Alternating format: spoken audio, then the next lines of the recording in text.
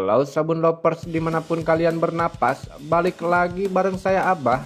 Kali ini saya akan membawakan alur cerita film yang berjudul Homefront 2013, di mana film ini berkisah tentang seorang mantan anggota DEA atau Intel yang memilih pensiun demi keamanan anak perempuan satu-satunya. Film ini juga dibintangi salah satu aktor jago tampol menampol, yaitu Jason Statham. Maka dari itu, tanpa menunggu berlama-lama, mari kita mulai alurnya dan next.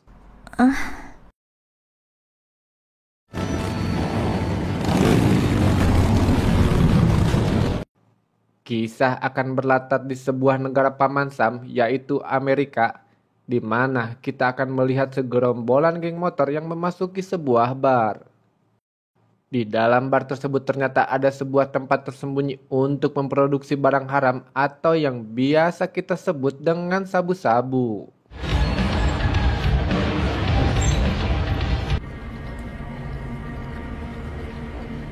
Dipimpin oleh seorang pria setengah baya yang bernama Denny T dan anak tunggalnya yang bernama Jojo, bukan keong racun.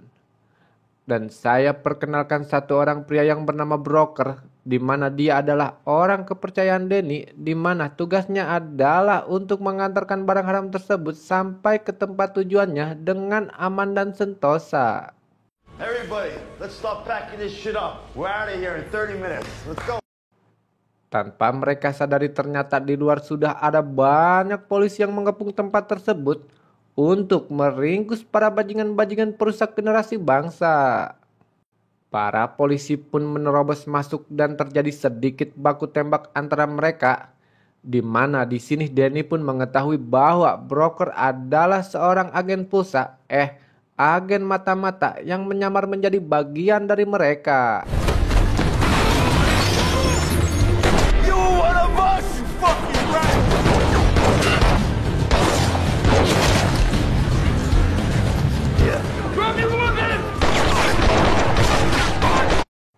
Di tengah-tengah ledakan pun Denny dan Jojo berhasil melarikan diri dengan menggunakan sebuah mobil. Broker yang melihatnya pun langsung mengejar mereka. Broker pun berhasil menghentikan mereka dengan menabrakkan motornya, di mana saat Broker mengamankan Denny, Jojo harus mati yang ditembak oleh para polisi karena melihat ancaman pada gerak-geriknya.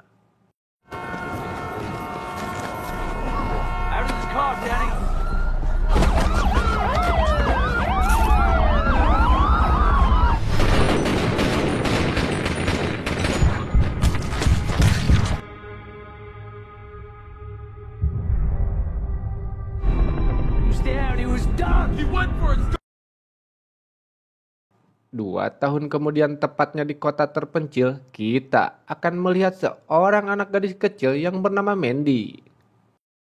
Mandy sendiri adalah anak satu-satunya dari Broker, di mana mereka kini baru saja berpindah rumah ke sebuah kota terpencil, di mana kota tersebut adalah kota kelahiran mendiang istrinya yang baru 1 tahun yang lalu telah meninggal dunia.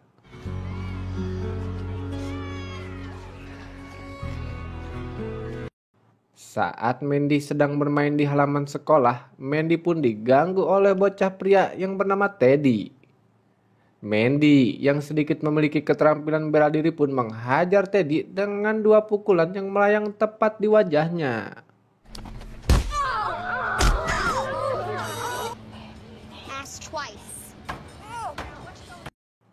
Hal itu pun membuat marah kedua orang tua Teddy yang bernama Jimmy dan Casey, di mana saat di parkiran sekolah, Jimmy yang tidak senang dengan perlakuan Mandy pun akan menghajar Broker. Namun Broker malah menghajar balik dan membantingnya tepat di depan umum. That's goddamn right. Don't call her that, please. Don't call her that. In the truck. Get him, Jimmy. Get him, Jimmy. Get in there. Take him down. Fuck her out of here. God damn it, what are you doing? Karena tidak terima dan merasa dipermalukan, Casey pun berniat menghubungi saudara laki-lakinya yang bernama Gator. Gator sendiri adalah seorang gembong narkoba ecek-ecek di kota tersebut yang cukup ditakuti oleh warga sekitar. Yeah, now you're acting all big. Tibalah malam di mana Casey yang tengah menunggu kedatangan Gator. Casey yang meminta Gator untuk memberi pelajaran kepada broker yang telah mempermalukan keluarganya. Gator pun menuruti permintaannya tersebut meski awalnya Gator tak ingin mengurusi hal yang menurutnya tak penting. Casey sendiri selalu meminta barang haram kepada Gator, di mana Jimmy seorang suami yang baik pun selalu melarang Casey untuk memakai barang haram tersebut. No. I can control it. I'll handle that broker thing. Thank you. Tepat di siang hari, broker yang menemui seorang guru Mandy, di mana dia akan mengadakan acara ulang tahun Mandy dan mengundang semua orang tua dari sekolah tersebut. Karena ingin memperbaiki hubungannya dengan warga sekitar, broker juga menemui Jimmy dan meminta maaf atas kejadian sewaktu di sekolah tersebut. Yeah, all right. Go on. Merasa masalahnya telah selesai, broker pun bergegas pergi, di mana ketika dia akan mengisi BBM jenis Pertamax di Pertamini, datanglah dua pria yang tak lain adalah orang suruhan dari Gator.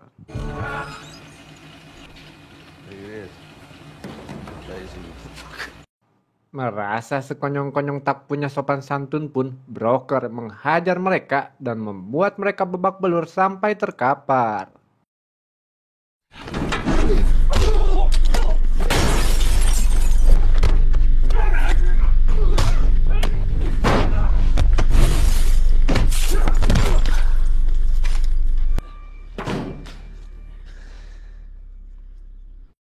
Mengetahui dua orang suruhannya dihajar babak belur, Gator pun pergi ke rumah broker untuk mencari tahu tentang siapakah sosok broker sebenarnya.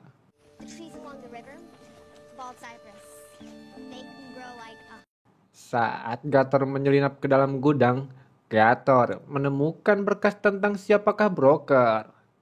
Di sini, Gator mengetahui broker dulunya adalah seorang mantan anggota di EA, di mana dialah orang yang menjebloskan Denite ke dalam penjara 2 tahun yang lalu. Dengan hal itu pun Gator langsung menemui kekasihnya yang bernama Cheryl, di mana dia memiliki suatu rencana. Gator meminta Cheryl untuk menyerahkan info tentang broker kepada Denite, di mana Denny yang masih dendam akan kematian anak tunggalnya. Namun info itu minta dia tukar, di mana Gator ingin bisa memasukkan barang haramnya ke dalam sel melalui Denny. Exchange for statewide distribution. Denny yang mengetahui hal itu pun meminta kepada orang kepercayaannya untuk mengirimkan para pembunuh bayaran untuk menghabisi broker. This guy killed my fucking kid. Please tell me you know where this. Tepat pada siang hari di suatu kafe, Cheryl pun kedatangan orang-orang dari suruhan Denny, di mana dia meminta ditunjukkan tempat broker berada. Namun Cheryl meminta kesepakatan terlebih dahulu, di mana dia meminta untuk mendapatkan akses memasukkan barang haram Gator melalui Denny.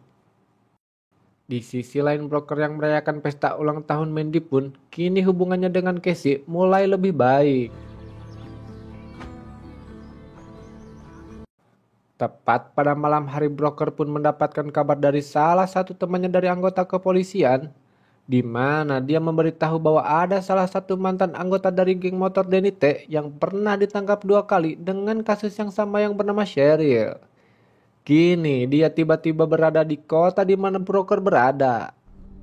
All of a sudden, Danny T's skank is hanging out in Rayville. Hey, send me a picture, would you? Yeah, first thing at my desk, I'll email you Mott's file. Di siang hari, broker pun mendatangi tempat di mana Gator biasa berada, di mana dia ingin memastikan wajah dari perempuan yang bernama Cheryl. It's happening. Merasa data yang dikirimkan pun aktual, broker pun mendatangi tempat atau markas Gator, di mana di sana dia menemukan begitu banyak sabu-sabu atau barang haram yang Gator produksi sendiri.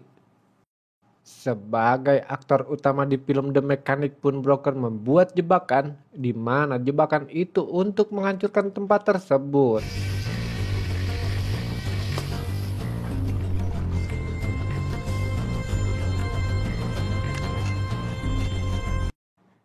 Saat broker akan pergi dari tempat tersebut, dia pun malah tertangkap oleh orang-orang Gator yang saat di petang mini broker hajar babak belur. Sebagai pemeran utama di film ini, tentu broker pun mampu menghajar mereka untuk yang kedua kalinya meski kedua tangannya terikat.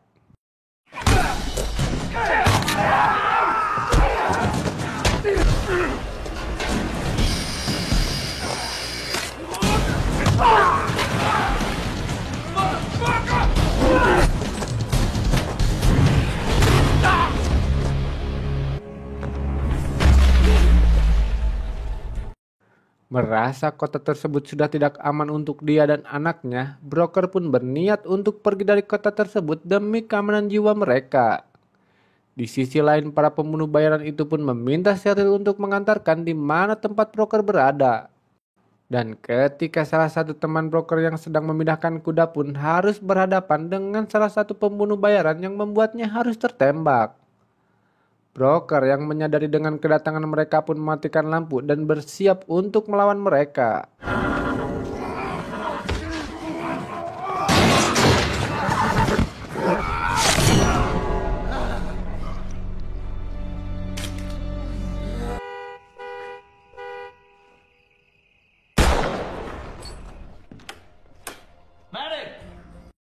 Broker pun harus bertarung dengan pemimpin mereka, sedangkan Mandy yang bertemu dengan Shirley pun harus ditangkap dan dibawa menggunakan perahu. Dan ya, terjadi pertempuran di mana broker sebagai mantan anggota yang terlatih di segala bidang pun mampu menghabisi mereka satu persatu.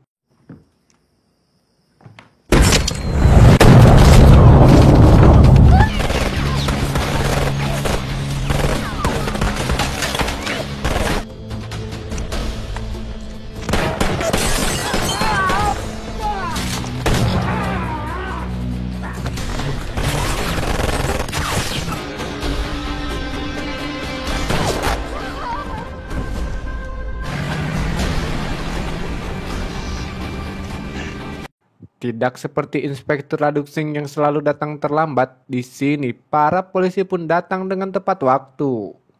Broker pun mendapatkan sambungan dari 911 yang terhubung dengan telepon Mandy, di mana dia mengatakan kini dia berada di suatu tempat yang seperti gudang. Broker yang menyadari tempat tersebut adalah markas Gator pun langsung pergi menuju ke tempat tersebut.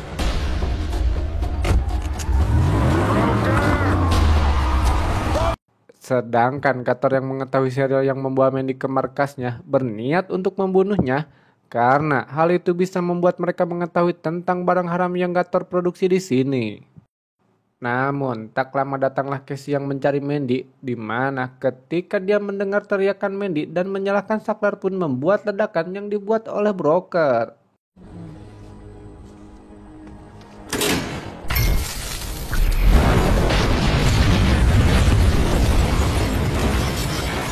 Namun, Casey harus tertembak oleh Gator yang ingin membawa Mandy, dan saat Gator akan pergi dari tempat tersebut, muncullah broker yang mengejar mereka. Terjadi sedikit aksi kejar-kejaran sampai tibalah di sebuah jembatan yang membuat kendaraan broker harus terguling.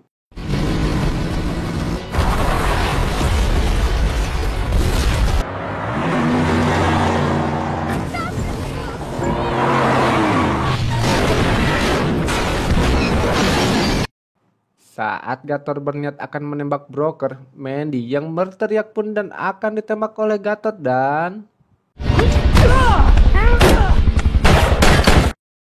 Ya, muncullah broker dari arah belakang yang langsung menghajarnya hingga tersungkur, di mana ketika broker yang sangat kesal pun berniat untuk menghabisinya, namun broker pun mengurungkan niatnya ketika melihat Mandy.